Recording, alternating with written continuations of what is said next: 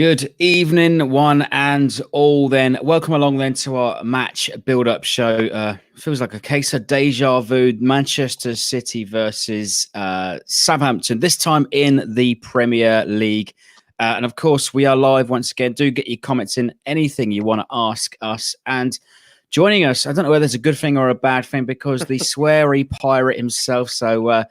We'll see how many we count by the end of the show. Banished or back after the banished to the high seas. Will St. Mary's Pirate, how are you? I'm all right, my lover. I'm not too bad, although that's a bit West Country. Yeah, I just banished myself. You know, like maybe like a bit like Napoleon, Isle of Elba. You know, why not? You know, take some time to reflect and watch cricket during the summer, and then come back and watch football. Yeah, well, you know, the high summers of the euphoria of England winning the World Cup and all sorts of things. Now, rugby, England now in the World Cup for the rugby, but this is not a cricket or rugby show. This is the Saints show, and we better bring ourselves back down to earth. Well, look, if you haven't joined us before the weekend when I had a chat with a Manchester City fan ahead of our Carabao Cup game, I think this is probably the opportunity then to kind of expose those wounds from Friday. Really, absolute humiliation. Leicester were ruthless, you know, and comments, hundreds of them I've seen across social media, and even the lads that I spoke to after the game. It was utterly disgraceful, disgusting, insulting, and embarrassing. What did you see of it, Will? I saw the whole damn thing. I don't know about you, and I don't know about anybody else that watched it, but back in the day, I can remember late 90s, we were playing Newcastle. It was on. We just got Sky. I was watching it, and within the first minute or two, Newcastle scored, and you just knew immediately what was going to happen. It only ended 4-5-1, I think. That this was exactly the same. As soon as that first goal went in, apart from the fact we hadn't had the ball for 5 minutes of the match, I do not recall us touching or passing or looking in any way of control of the game. I thought this is going to end badly. Obviously, no one knows it's going to end 9 freaking goals later. But it was just the entire thing was in. It was like that thing you saw on Twitter, the Benny Hill thing, put to all the goals to make it seem a little bit better. But at the time, it did feel like that. And when the first goal went in, I just thought, well, how many do they want? You know, you must have felt the same way. Yeah, and to be honest, although it's not a badge of honour, I did stay to the very end. You know, sort of even when Vardy stroked that penalty in the final minutes, and you know, to coin a phrase from one of my favourite films, it was like amateur hour, although it was more like amateur 2 hours, happy hour for Leicester, just a gluttony of goals. Yeah, but I mean, to be fair, when it got past 3-0 and I knew that was it, it was game over, I pressed neutral button as best I could. And I just pretended I was watching a Bundesliga match. And I actually, said, this sounds very, very naughty to say it, but I quite enjoyed some of the goals in terms of being able to take myself out of the horror. Because I think it was Vardy's goal, one of his goals, and it was just a passing move from Leicester that was sublime. And I had to, you know, it's like, I wasn't applauding, but I was definitely just like, from just a pure love of football, some of those goals were class. They're at a different level, Leicester. You know, they've really gone up a gear under Rodgers, and they're reinvigorated. And I think they look better than they did under Ranieri, which is mental to say considering they won the Premier League. But we got what we deserved, you know, especially after the absolute panic that went through the side when we went down to 10 players. But I mean, I can't remember the last time a team would look so devoid of any shape, any I don't know, identity, with still 10 players on the pitch. It was like we were playing with 7 players, and I'm not saying that like flippantly. For every pass that Leicester were making, it was like they were just dissecting us in seconds. There was no combative element at all. I don't think we put in any tackles really like hard, other than Bednarek giving a penalty away at the end.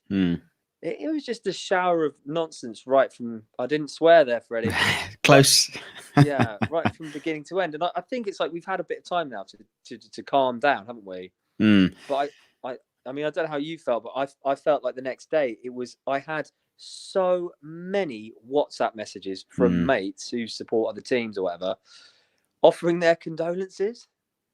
It was mad. It was utterly pathetic from start to finish for Saints. You know, Ralph actually said to the team, and then in the interviews before, we want them to play dirty to win. But I think Ryan Bertrand took those words quite literally and crunches into that tackle, gets sent off. And, we were Yeah, devoid of leadership. And, you say Leicester looked good for that, but I think we made them look much better than we should have done. Even before the game, Leicester were probably favourites. And, there's a reason why they are sort of now second or sort of third in the Premier League, because they're playing yeah. good football. And we were utterly, sort of useless, no leadership, no responsibility. And, when you go down to 10 men, you'd like to think we sit deep, be compact, be disciplined, most importantly.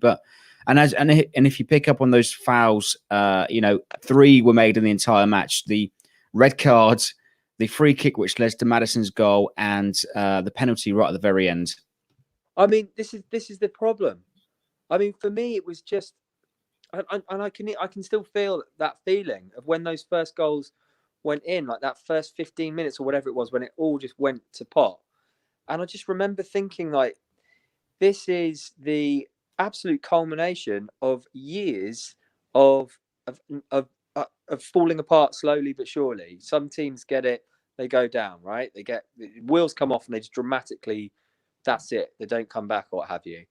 With Saints, it just feels like we rode high for so long that it's taken that little bit extra to have our I don't know, balloon burst, slowly deflated. But this has been an absolute catastrophic explosion at the heart of the club. And who would have thought it happened on the pitch? I was always one that was sort of thinking more along the lines, we'd lose Hasenhüttl, or the board would somehow conspire against us. Although technically there is a lot of feeling around the club that is, well, around the fan base, that's what's going on. But for it to happen on the pitch so dramatically, so humiliating, it was very unexpected. But I'm glad it's happened. I'm glad that it's happened. I'm not glad for the people that had to go and watch it. My uncle was one of them. I stayed at home, and I don't know where we go from here as a club. And I mean, I don't want to spoil the agenda, but last night did make things feel a little bit better, I think. Yeah, I mean, it's the case of really sort of pushing that restart button, and it is a severe wake up call for those involved in the higher echelons of the football club. So we've got some comments coming in. Say hello to Lyndon. Hello, Lyndon, once again. Thanks for joining us once again on the live streams. Hello, Saint 194 Marlon. Hello, how are you? And hello, William. Your pal, Will. William Hadaway, up the Saints indeed. Right. So, I mean, Saints, we love records, though. Look, but this is going to be forever a black mark against our history, and it won't be something we'll be able to shake off anytime soon. Working in and around a PO postcode, sort of felt a bit sympathy for me, which is irony to sort of say the least. But we love breaking records, and we scored the fastest goal, we've scored the fastest hat trick, and now forever associated with this heaviest defeat at home, and equaling the heaviest defeat in Premier League history. Yeah, I mean that's the other thing. Like it'll just go into the just that folder of history that every pundit, every blogger, and there are billions of them now, including myself, that will always reference this. And it's just, okay, thankfully we don't play alongside Portsmouth anymore. But I mean, well, thankfully I wouldn't mind playing them. Maybe we've more chance of getting something back if we bought, 4-0. We beat them the other day, and that's almost been completely swept to one side. It's absolutely devastating to know that. But my feeling is that Hasenhüttl would have been able to use this as motivation, maybe when he joined last season. Now I think he's used everything up. I don't think he can get a song out of these players anymore. I think that 9-0 it could be, and I don't want to jump the gun because I do want us to still fight back from this. But I think perhaps this, I don't know what he can do from here. He's done everything he can. I think there's still a long way to go for Ralph. I think it comes down to the personnel. Comments here. Saint 194 mentions that that's the wrong comment. That's the one earlier on. But the 9-0 will never go away. Forever be a Yeah. scar on the forehead when they look in the mirror. There's another comment here from William once again. If you're going to go down, might as well do it in style. And I think it's, albeit it is a catastrophic defeat, and that goal difference now is totally against us. I think it's probably a little bit too soon to start using that R word. The consolation that we've got from this game is that we've got 30 games still to play, and there is still time to turn it around, albeit sort of a huge mountain. Oh, absolutely. But this is the problem. See, I was thinking about this on Monday at work, and I was thinking, is it better that it's happened now at the beginning of the season, or would you want it at the end of the season? The problem for me is that we're playing a bunch of teams now like Leicester, Bournemouth, we lost to, etc., etc., etc. Teams that ordinarily would be playing at the end of the season, who would have completed their mid-table obscurity and would have taken their foot off the gas. So we're meeting teams now that have those capabilities that are putting us to the sword at home, which is really, really worrying. So you've got to ask yourself, this time in like 6 months, whatever, when the season's done and dusted, where the hell are we going to be? And I don't know how we're going to bounce back from this. I mean, it just goes. For me, it's like when I was looking at the lineup yesterday and the changes that Ralph made. He's put Redmond on the bench, Ings on the bench, what have you, Vestergaard on the bench, Yoshida. I mean, Yoshi and Vestergaard aren't even. God, I mean, that goal that led to Yoshi, the mistake that Yoshida made for that goal was absolutely extraordinary. That was at the top drawer of his finest mess ups. When we used to say Yoshi's always got a mistake in him, that was it again. How the hell is that happening? How the hell have we got to a situation where our talisman now at the back is now falling apart? That's really worrying. I mean, talking about relegation, it's so early, but all the signs are there, I'm afraid, chaps. Well, as they say, the old sort of saying is some leopards never change their spots or tigers never change their stripes.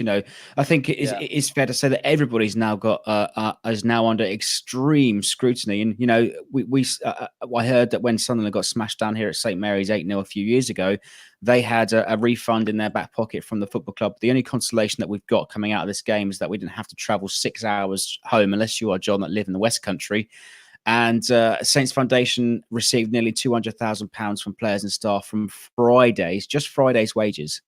Yeah, I know. Well, it's a wonderful thing they did, but the adage is going around that basically those players, they're not going to have much in the way of money by the end of the season, are they? And we're going to run out with platitudes on how to basically say sorry to Saints fans. I mean, it's an embarrassment, but you do hope that that's it, though. You do hope that I know obviously it's a big one to ask to get a result at City. That's not going to happen. But it's like I said, what does Ralph do now?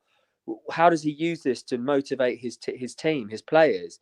Because if we could just get beaten 2-0 away on the weekend, then maybe we'll see some kind of, like, I don't know, phoenix from the ashes. But we've been saying phoenix from the freaking ashes for months and years, and it's going round and round and round, and it's so evident that it's the freaking players. You look back at Hughes and you think he did a miracle job to keep us up, an absolute miracle job. Look at Hasenhüttl now. He can't play the system he wants because he hasn't got the players. It's that simple. Yeah, I mean, I asked Mike this exact question after the game on Friday. If it's not the managers, we've chopped and changed them now 4 times in the last sort of 4 as many years. If it's not the players, we've sacked off the want-aways, the bad attitudes, the bad eggs, etc. We've changed the backroom staff, we've changed the management, and what the hell is it? What's left? It's just that, I mean, what it is. We were at the absolute pinnacle of a club. People wanted us. People wanted our backroom staff, our players, everything, the lot, the kit man, whoever. Just get from Southampton. And slowly but surely, the club's been hollowed out. I've been saying that for a very long time now, and it's quite boring to be saying it and to have me repeat it over and over again. But we've basically been hollowed out to a position where we've been just kind of like let to slowly float down out of the ether onto the bottom pile. And I don't know whether you could even go as far back to say it's from like Nigel Adkins, really, getting rid of letting him go for Pochettino. Fantastic, brilliant, absolutely fantastic manager Pochettino. But then it's a stepping stone. He goes away. We get in Koeman, roll of the dice. We got him in. He did brilliantly, and then we just become this little stepping stone club. And unless it's run to an absolute degree of perfection, you're always going to run the risk of slipping up. And if you slip up in the Premier League, we all know it's game over. And I don't know how we've managed to stay up over the past couple of seasons, probably because they're a complete dross around us. That we've got a monumental effort on our hands as fans to play our part. Oh my God, haven't we? Yeah, well, there's a couple of big comments now. Good evening, Scott. As bad as a 9-0, he says, we're 10 matches in. We've played nobody in the bottom 5, and we're only 5 points below the team in 7th. Ralph has turned this team round before, and he did somewhat of a miracle sort of last season to pull us out of the dirt, And as you were mentioning about sort of the wake-up calls about the ownership and etc., plenty of people sort of asking about what do you think of the GAO. And I think, it's about time that they sort of put aside their business ventures for now and really sort of look at the fans and see what it means to them so much. We want an owner that wants to put their money into it for the footballing reasons, not just because it's a business. But we're talking about a purebred Chinese neo-capitalist. He made some ridiculous, I'm trying not to swear, nonsense comment about that pig comment? Like, you can't have players until the model's sustained and all that kind of thing. You can't let the pig feed, or I don't know, on some crazy crap. Don't want to fatten the pig. Right. He is not giving us any money until it's too late. And do we seriously think we're going to go out in January and spend 70 odd million pounds on 2 players and they're somehow going to save us? It's not going to freaking happen. We are where we are. If we go down, we go down. I'm not particularly bothered if we get relegated. That's obviously, I don't know, a bit of a big thing to say, but I've said this on the Saints FC podcast before. I don't care if we go down. Like, if we go down, it's the fate, and it all rests on our shoulders, and we'll be back up again. And with Southampton, we keep going, etc., etc. Plaudits, blah blah blah blah blah. But what was the what happened last time, Freddie? We got to panic stations under Pellegrini, or whatever the fuck his name is. There it is. There it is. What happened there? We went out and spent how much in the January transfer window and got what quality player was it? Carrillo. It's not worth it. Unless we get Giroud in. I think if we get Olivier Giroud in, paid his astronomical weekly wage of £12 billion or whatever, I just don't see there's a point in panic buying in January. Sorry. Well, lost our for Ranger says relegation could fix us, and I think ultimately that's what separates the tourists from the diehard support. Even in the face of adversity, we come up with this sort of wicked dark humor. We were chanting sort of at the end of the Leicester game, Man City, we're coming for you. And even sort of in on Tuesday night, 3-1 up, you must be shit, sort of thing. So we've come into these games with fresh enthusiasm. Well, yeah, of course, but I think it's also putting life into perspective, isn't it? There's only so much like intensity you can put on a football match and a game of football and your club. I mean, I love my club to pieces, but I've got a life outside of it. And that said, when life wasn't going well for me, all I did was go and see Southampton. There was my absolute bedrock. It was like it brought my life together. Having something to focus on the weekend, so I can, at the same time, completely respect people who find this, absolutely devastating. But look, would relegation change us? God, it's a huge gamble. I mean, parachute payments. Are we that club to bounce back? I was surprised to even see Villa come back into the Premier League. So, I mean, maybe there's hope. I mean, if Villa can do it, then maybe we can. Well, they took them Jesus, we're not relegated yet. It took them almost 3 years to get back up, though, didn't it? We've seen Sunderland go back to Yeah, back, and where is it? Lost for Ranger comment earlier on and said we look like we're turning into a Sunderland. I think, calm down, chaps.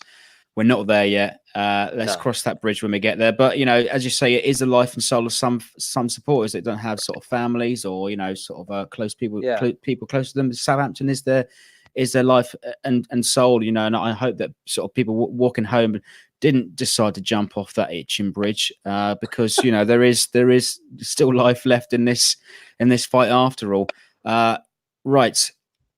Tuesday night, then last night. Let's look at some positives we can take from this. A bit of a more respectable result, I think. Anything was an improvement on Friday. Well, yeah. I mean, I was having a little bit of chat with my Saints FC podcast thread thing, and I was saying like if we get to 29% possession, I think that's a real successful night. I think our high point was 24% possession, and we got up to about 3 shots. One, I don't know, 1-2 on target. I mean, honestly, Freddie, it was only ever gonna be a pray to God night that Man City do just enough to get over the line and then be not respectful, but just not punish us. I don't for one instant think that Guardiola had it in his mind to go easy on us. I don't think that's the place of football managers. I just think they just didn't want to completely knacker themselves out. Yeah. But having said that, they did make some changes and a lot of changes, to be fair. But I I don't mean, know. I don't really have a lot to say about that match last night because I feel so deflated, absolutely gutted by Friday night. yeah, it will take a long time for us to get over it. But I think it was an improved, sort of disciplined, a little bit more, only fractionally sort of more organised. We looked resilient, actually, sort of in that first half, albeit it was only 20% possession to us, and we go into the halftime break at only 2-0 down at halftime, and Yeah, it was basically a training game, attack versus defence. yeah. I mean, it was astonishing. I couldn't believe the stats. But I mean, if you just take this one game on its own, it's really sad because this time last season we were actually doing really well in the League Cup, and the season before that, we've got a good pedigree in the League Cup. Really, it's always been that kind of pick me up. We do well in the cup matches, so it's just sad to think that I don't know. It feels like we've thrown the towel in a bit, and we were thinking to ourselves, oh well, if we only lose by 2 goals, we only lose 2-0 or 3-0, even 4-0. At least it's not 9. What kind of way is that to be thinking? That's relegation talk, isn't it? And it's like, Christ Almighty, 20 odd percent. I don't care if you're away from home or what have you. Like that is appalling. That's Mm. really, really poor. And I mean, I know we made changes, but those lads have all played regularly. Really, I'd say, Mike, the only positive was see Alex McCarthy between the sticks again. But he was obviously always going to be playing that match. But I just thought, just play McCarthy from now on, please. Like quality player. Don't know, no idea why he ever got dropped in the first place. Get him in there. Well, I mean, this is the thing. Ralph made 6 changes from the team that got humiliated on Friday. With McCarthy, I think it was expected to come back into the sticks. And, albeit we go down in the first half 2-0, but we could take some consolation that we drew the second half. We come out with some sort of expression, a bit more adventure, some intent with Redmond and Shay Adams introduced. And, of course, we Yeah. want to talk about Jack Stevens' consolation, who has been a scapegoat over the last sort of 2 years. It's always been somebody's fault, right? But I think that's the first time. Can you remember the last time we scored from a corner where it's gone directly from Ward-Prowse's foot to the next person's head? I have no idea, mate. I don't know. Stokes, Shannon. I think the last time that I sort of remember seeing us scoring a goal from a corner that's left the kick taker's boot to the head of the next man, I think was Jose Font. Was it Arsenal Boxing Day maybe a few years ago? Okay, yeah. I mean, yeah, that sounds about right. But unless for me, unless Southampton drew or won that match, that's the only tonic for me. And I mean, it's a fake, horrible load of nonsense, and I absolutely despise I despised it because it was just such a humiliation. It was like, oh God, I would have done anything for the heavens to have opened and the match to have been abandoned and whatever. We just something. It was just such a non-entity of a match because we just waved the white flag, but in a way that didn't mean we conceded 15 goals basically, which is where we are now, really. But yeah, I mean, the plus sides, I suppose, are that now we get to concentrate on the Premier League, Freddie, because that's really going to help. But I mean, I'm always of the assumption that when you're winning matches and you're in a competition, that's a tonic, and you need to respect it, and it's fantastic. So it's gutting to have gone out in the League Cup, genuinely, because we're really good in a King Cup competitions. And it's almost been a respite, really, from Premier League action. And William has piped up with the statistic. The Romeu goal wasn't direct. I think this was last season, 2-0 at home to Fulham, but it wasn't a header. But I think it was Romeu that sort of put the ball away from that corner. So thanks, William, for pulling that one out. But I can't remember the last time before, obviously, Tuesday, that we scored a header from a corner. So somebody in the comments, do let us know. And I think I want to go back to your point on Pep Guardiola, actually. I think he did show a little bit of sympathy, and I think he wanted to take his foot off the gas just to retain some energy for the weekend, because, we are expecting another heavy defeat. Well, yeah, probably. But that was whatever thus. We never expecting to get. I mean, we always do score goals against City, but we're not expecting to do anything. Like, let's be fair, let's be honest. But I think the most all of us will be hoping is another 3-1 or 2-1, and to just see some composure, not concede 80% possession. Like, I can't. If we give them 80% possession again, I mean, where is that? That's really going backwards in a phenomenally bad way. And again, you kind of do you say, one, give the likes of Vestergaard and Yoshida, Valerie, and all that, right, you can turn this around, have another go, redeem yourselves, or do you say, right, wholesale changes, and bring in some of the team, some of the players back there? I don't know, but what back there means. I think I mean the bench or something. But it's a tough one, isn't it? Because as much as I keep saying this, we've tried everyone. We've tried different combinations. We've tried different formations. We've tried absolutely everyone. We've bought in players in the summer, and it still isn't working. So, yikes! What do you do? This brings us perfectly to some of the comments just right now. William comes up. We want Hoot back. I don't know about that one, William. It's probably just as bad as everybody else that we got available in selection. Yeah, desperate talk. That's desperate talk. Hoyt's crap. Scott says when Gineppo returns and the level of competition drops, suddenly this look more like a Premier League squad. And it's sad to say that Gineppo, who's played sort of 3.5 games, he's already our star man, almost provided us with 6 points so far this season. Yeah, I know. And I think it's it's great to think that, like, we've got a player like that in, but you've got to remember that when someone like Mane came in, he came into a side that was already flourishing and really hitting their straps really, really well. And he was given confidence to work and to progress to the player that he was. And I'm not saying that Gineppo can't do that, because I'm sure he will. But I think when you are in a team, when you're constantly looking over. Oh boy, we've lost sound. We have lost sound. Well, we can't hear you once again. I don't know what's happened there. Suddenly your sound was cut off. This is what happens with live video technology. I will keep talking until sort of Will comes back in with sound. I'll try and do some things here and there whilst I'm trying to concentrate on other things. So, Will, if you come out of the stream and come back in again, we'll get you back. Right. There I am. There we are just now. I mean, to be honest, Daniel, to answer your question with Elyounoussi, he's kicked on a little bit from Celtic, but this is the double sort of edged sword. Elyounoussi didn't quite kick on; it wasn't strong enough. Was quite weak in the tackle. Weak, didn't sort of adapt too much to the Premier League, and equally Fraser Forster, who's who's doing well again at Celtic. Made her look seamless. Will, we were back in the room.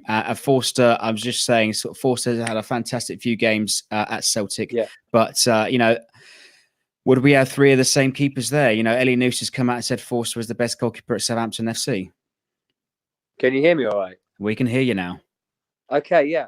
But I mean, I was just talking about Gineppo and how he's, because I've got to finish this trail of thought, because otherwise, but he's a quality player, but he ain't going to save us. What's going to save us is unity and identity as a team, and finding that again, and going forward. But in terms of like looking at Fraser Forster, forget it. He's come on, he is playing at the lowest level of football. Like, if you've watched some SPL, it's freaking awful. They don't have to break sweat to beat some of these teams. But that said, I saw, he played remarkably well the other day against Lazio. Amazing. So, but let him have fun. We don't need him. We do need him, but we've got Alex McCarthy. God's not totally lost. We can't give up on him now. Let Fraser have some fun up in Scotland. He needs it. God almighty. But, sorry. To rub salt in the wounds, William has claimed that Ellie Nusi has just scored up at Celtic. Must be a League Cup game or an FA Cup game. I could seriously go and play for Celtic and score goals. Ellie Nusi is crap. There we go. There against St Mirren. Thank you very much. Lost for Ranger. Look, back to Man City this weekend. It can't be any worse than sort of Friday. But look, I mean, what do we do this weekend? Do we reinstate the Premier League team that played on Friday? But I think it is about time that we sort of maybe keep the players that some players at least that played last night, and some of them showed a bit of spirit, a bit of passion, and a bit of solidity. Well, I think there's no way Ralph's going to do anything but keep the Prem lineup, because look, we always go through the changes with a League Cup game, and that's what you expect, because you get the opportunity to see the youngsters play, and hopefully just get a little bit of a cup run and what have you. Blah blah blah. Everyone gets to play some football. He'll stick with the Friday lineup because he's more of a passionate, arm around the shoulder kind of manager. He's more interactive like that. So I think he'll probably more or less just keep the same lineup. I mean, the only thing is that everyone played so badly, it's hard to pick out one player. Oh, if we just take out Højbjerg or Ward-Prowse, whoever, our problems will be solved. We've been saying that for about 3 or 4 seasons. It's got so bad that a player like Højbjerg, who was many people's player of the season last season, is now, I don't know what's happened to him. He's completely fallen apart. I mean, I don't know about falling apart. I think that's extreme, but people they're not so in love with him anymore. I think he'll just stick with the same old, same old. I mean, Shea Adams, again, if we were the Southampton of old, of 3 or 4 or 5 years ago, we would have brought Shea Adams on. He would be playing for England by now. He's now sat on the freaking bench. Well, the players that are on the bench are in the starting 11 as well. Look, a shadow of what they sort of could perform to last season. And if we look at Man City equally too, they made a lot of changes themselves. Sterling, David Silva, De Bruyne, all sort of expected to return for Saturday. So it's going to be even meaner to sort of keep those at bay and try and keep it at least lower than sort of what we had 6-1 last season. Well, Freddie, basically, we've just got to time our tackles, and we've got to make them, because we're going to have to go physical, because that's all we've got left, really. Romeo the Enforcer and Højbjerg, all we've got left is show some brute force, and not necessarily a little bit of intimidation, but some nicely timed challenges early on in the match. If we're still in it after 20 minutes, we can go from there. But like I said, when I mean still in it, I mean if we go at half-time 2-0 down, that's okay. God almighty. The problem is, sorry to interrupt, but this City, these 2 matches against City are completely irrelevant. We won't learn a goddamn thing about our football club. It's the Everton match where we learn everything. Yeah, and a comment earlier on, I'm going to find it right at the very start of the show. Actually, Saint194 said there was big pressure. Just as I'm flicking through, big pressure on the Everton game following this one, and I think it could be said if we come out of this with a little bit more, let's just say actions speak louder than words. I think we need to go out there with a show a bit of spirits and fight. And we did build a little bit of recovery on Tuesday, but we've got to keep it tight. Rebuild. I think the official rebuild starts on Saturday with the Everton game. And, Everton don't like playing down at St. Mary's. I've cursed it now, haven't I? Right, well, maybe, but they don't like playing full stop. I mean, God, they are talk about a team of shadow of themselves. Everton, again, like since Moyes left, have just slowly petering away to nothing. I mean, but obviously, anyone can beat Southampton at St. Mary's these days. That's how pathetic that's how far we have fallen. But if there were a team that you'd want at the moment, it'd be the likes of like Everton or perhaps Watford at St. Mary's. And the fans go mad. Like they get behind the team. They booed Southampton at half time against Leicester because that was their right, and that's what I would have done. Had it been 9-0 at half time, Jesus wept, But I think the Everton match is game. I mean, we've got it's too early to say game of the season. It's the turning point game. It's not do or die. It's way too early for any of that. But it's just an indication of where are we really mentally. Because if we turn in another one, we're not going to lose 9-0 again against Everton, for Christ's sake. It will either be a boring goddamn game, and we'll all think, okay, we're sorting ourselves out a bit again, or we'll get beaten, and then we're in real trouble. Well, the advantage that we've had for the last sort of 2 or 3 years that we've had a sort of a better goal difference than everybody else. That's gone now. So we just need to try and pick up as many points in by hook or crook by any means necessary. And that means we have to go away to places like the Emirates, to Old Trafford and take something. Yeah, but I mean, that all comes from an identity of football, doesn't it? It all comes from a system that is slowly but surely working. And we don't have that. We don't have that slowly but surely working. When Ralph first came in, my God, the love and the attention, the actual system, it was working. It was exciting. But it all seems to have gone up the wall now. And we can't go away to the Emirates and expect to grind out a result. We can't even grind out a result in our own backyard. So all the energy and the fight and the wherewithal, I don't know where it's going to come from anymore. I mean, you can't pay them anymore. You can't. There's only so much love, and you can give one player a motivation before you just go, you're not listening. So what are you going to do? I mean, it's just hold on to your lug nuts, guys, because Everton could be another total embarrassment. Well, we're in for some turbulence, that's for sure. And I think if they were to come out every weekend and apologise with a monetary value, then they would be almost homeless by the end of this season, Right. I mean, all this positivity, Will. Let's try and wrap up the show then with some predictions and some lineups.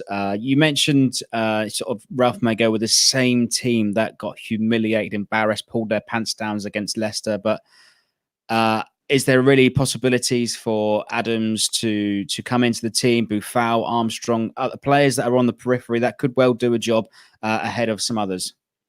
Well, what job though? That's the thing, isn't it? Look, if we all knew what Boufal really truly offered, if we all knew what all these players truly offered, and if they're at the top of their game, then fair play. I think it's just as you were for Ralph, and it's as you were for me, because, I mean, obviously you'd have to bring in someone on to cover Ryan's position. But I mean, other than that, it's as you were, because we've already seen. If you were to put Shea Adams in now, or any of those players, he would never play for Southampton again. Piece by piece, we had to try and get him piece by piece to actually play for Saints and get any kind of form. That didn't work, so we dropped him to the bench. Now we've got the background of 9-0, 9-0, 9-0. There's psychology upset everyone. yeah, I mean, I don't know what to do. I mean, you even look at James Ward-Prowse. You go, yes, play him against Man City because he was playing well last season. Did all right under when Ralph first came in. Do you remember those goals he scored? He went on a little goal run, for Christ's sake. I think you just keep playing them until they turn in a performance and it changes, because there's nothing else for it.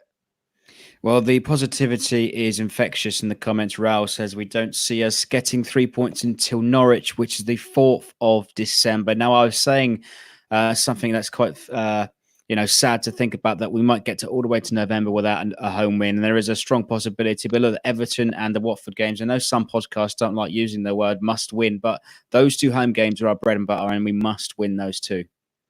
Well, yeah, but I mean, it's really random, isn't it? Because our bread and butter, we don't know where that is these days. We used to Still go, the shelf in the supermarket. Well, yeah, I mean, it's just mental, because you think to yourself, yeah, people might get annoyed at saying it's do or die. These matches do or die, but they are, because they're at home and they're against teams around us. And if you're not willing to win those matches, if you're not even willing to go toe to toe with them, get points, etc., where are you? If you don't recognise that now, if you don't recognise that you're in a relegation battle now, you are screwed. We're all going to be screwed if this bunch of lads don't wake up and smell the coffee. Oh, it's all right. We're Premier League. We get paid 55, 60, 70k a week. We're not going to get relegated. And even if we do, I'll be off anyway. I just don't think many of them are playing for the shirt anymore. And how many more freaking times do you have to see Højbjerg doing a video about how sad he is that we lost again, and how him just capitulating like that? Why do we have to have these videos from Southampton Football Club, like little minute sections of apology? We don't want your apologies. Actions speak louder than words, and I'm glad you got it off your chest. So, you have to do that sometimes, don't you? Right, prediction, quick one then. Everybody in the comments, get your quick predictions and fire them right in the comments. Will, what are you going for?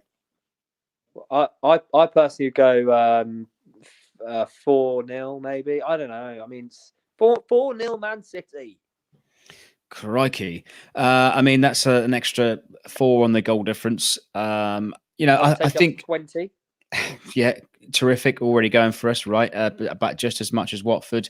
I mean, I would like to think we can get up there with a goal. Ings managed to snatch a penalty last season, and Stevens with a goal.